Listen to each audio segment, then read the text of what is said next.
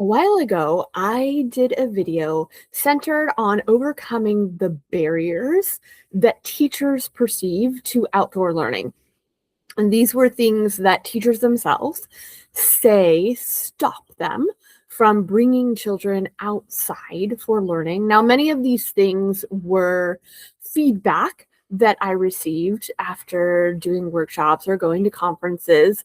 But I also used a focus group that was reported on in the Journal of Environmental Research, where the researchers went to teachers and asked that question. Well, what do you think are the barriers? Why aren't you taking children outside for learning? And something interesting that teachers mentioned as a barrier to outdoor learning were how they framed it as equity issues. They felt that there were some students with maybe special needs or sensory processing differences that those children would encounter difficulties outside. And therefore, since some children would encounter difficulties being outside and couldn't equally access nature and the outdoors, it wasn't fair then to bring anybody outside. And I think this is a little bit of a backwards way of looking at it. I mean, the idea of, well, some people can't, so therefore no one should, um, is the wrong lens. Really, what we should be looking at it is every child has the right to be outside, to connect with nature in a meaningful way. And so, how do we open that opportunity to everybody? And the fact is that generally the research shows that children with disabilities and sensory processing challenges actually do better in outdoor settings than in traditional classrooms. Hello, I'm Nicole Dravillas-Fravel, and this is Wildwood Teaching. And today I want to take a look at universal design in learning and how it pertains to nature-based outdoor education. And so universal design was first conceived as an architectural principle. After the Americans with Disabilities Act, the ADA, was enacted, accessibility for everyone had to be considered when you were building a new structure as part of your initial design. And so this concept has since been expanded into educational settings as universal design and learning. And I say expanded because universal design goes beyond accessibility. And so one way universal design goes beyond accessibility is that it is built on the principle that there is no such thing as the average person, the average child. Every single person, every single child is unique. And so universal design is not about an adaptation for the children with disabilities. It means we're designing curriculum for every child from the outset. I mean, second, universal design goes beyond access to considering full participation. And what does that mean? For every child to be a fully equal member of our learning community. And so applying universal design means from the outset, intentionally creating environments, systems, opportunities for every child to fully participate without the need for that individual child to constantly adapt. And when it's done well, whatever you've designed makes things easier for everybody. And so, kind of an example that I like to think about is closed captioning. Right? Closed captioning was originally conceived as something that makes it easier for people who are hard of hearing, who have deafness, to understand and contribute to auditory media. But now, closed captioning makes it easier for everyone in a multitude of situations. So, say you are listening to a video, maybe this one, on a crowded train, and the closed captioning is going to make it easier for you to understand what's going on. Or say you are trying to watch a video at 3 o'clock in the morning and somebody else in the room is sleeping. And so you need to keep it quiet for the other person, right? This is an adaptation, a design feature that you can use the captioning to access that. I think about several years ago, the show Dairy Girls was incredibly popular. The show is set in Northern Ireland. It's in English, but in my area of the world, they have a very different accented English than we do here in my area of the world. And so while we all enjoyed the show, we all watched it with the captions on. And that enabled us not just to watch and understand the show, but to be able to talk about it with each other afterwards, to have that meaningful social interaction around something. And so sometimes what we think are barriers to universal design in outdoor learning, it's because we're thinking only of access instead of this full participation. So to apply universal design to nature-based preschool, the very first and the most important thing to do is to presume competence.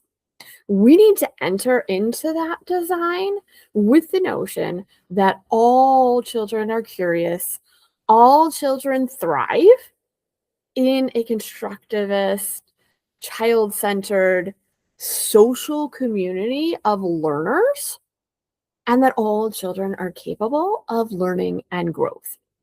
And then once we set this as a value, it is our job as educators to provide all children with the opportunities to learn. So rather than starting with the barriers, for example, my barrier might be, well, children with sensory processing sensitivities are going to cry or scream when they're outside in the rain. So I'm not going to start with that. Instead, I'm going to start with the goal. So why exactly am I taking children outside in the rain, right? Why do I want them to have that experience? Well, it's not because I think it's important that all children get wet. I don't think that's an essential need of childhood. I mean, here I've got some goals, right? In my area of the world, it rains constantly for 8 to 9 months out of the year. So we go outside because, number one, if we did not go outside in the rain, we would have very limited time outside in nature. And so one goal of mine is to maximize the children's experiences in nature. The second goal, right? Why even do I want them to be outside in nature? Why do I want them to spend time in nature? Because I want children to develop a deep connection to our natural world, because I want them to have the opportunity to explore and learn from the natural world, because I want them in an open-ended environment with open-ended loose parts where they can choose to interact with those materials in the ways that interest and challenge them as individuals. And lastly, because I believe that helping children learn and find joy being outside in all types of weather creates resilience. And so now that I know my goals, now I can begin to design. So when I think about it, I don't have much control over my environment. It's going to rain, it's going to rain. I can't stop it from raining. So we need to focus on those other pieces of universal design, right? So I need to focus on the systems that I'm designing and the opportunities that I'm creating. So that means that I can create multiple ways for children to engage with nature on rainy days. And whether that means providing multiple opportunities to stay dry, right? We could have different clothing options that keep children dry. I can provide large domed umbrellas. I can provide tents, tarps, or maybe a more permanent type of structure that give children the ability to either bring that nature under cover or to slowly acclimate themselves to build tolerance, right? They can choose, am I going in and out of the rain? Am I staying dry? Am I maybe testing it? Maybe I can stay out in the rain for 2 minutes and then I'm going undercover and then I'm slowly building up my tolerance to it and remaining out of the shelter. And then if I facilitate that choice for the children, right? If I talk to them about, what is the problem here, right? Here's the problem. I don't like getting wet and cold. And here are the ways that we can use our human ingenuity to solve that problem, right? If I'm enabling them and facilitating those choices for them and helping them think through it, then I am helping them develop resiliency.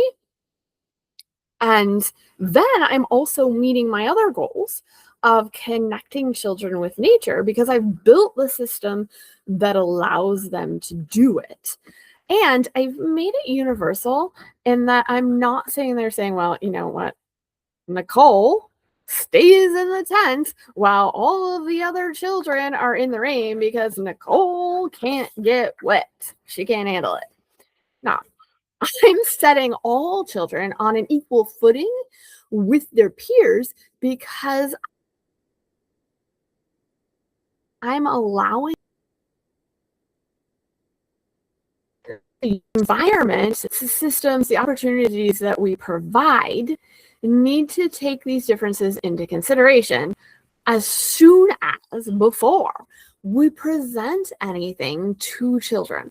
We also need to create multiple modes of cognition, right? We need to know that some children are going to process through sensory information. They are going to need to touch the nature. Some children need to take that step back first, right? They need to access a printed word. They need to think about things. Some children are going to need to create art or build something to learn. And the good news is that an open-ended natural environment with a whole bunch of open-ended natural materials in a child-led program are going to get you most of the way there. And then we need to be open to the different ways that children can demonstrate competence. So Malaguzzi's 100 languages, right? And be observant to how each child is developing and learning and showing us that progress. So I hope you take the time to delve a little bit further into universal design because as nature-based programs continue to make traction and become more popular, we're going to need to continue to advocate for their importance and their effectiveness for all children. And then be sure to join me here next week for another free episode of Wildwood Teaching when I will be looking at one of those very malleable natural loose parts. I'll be looking at water. I will see you there.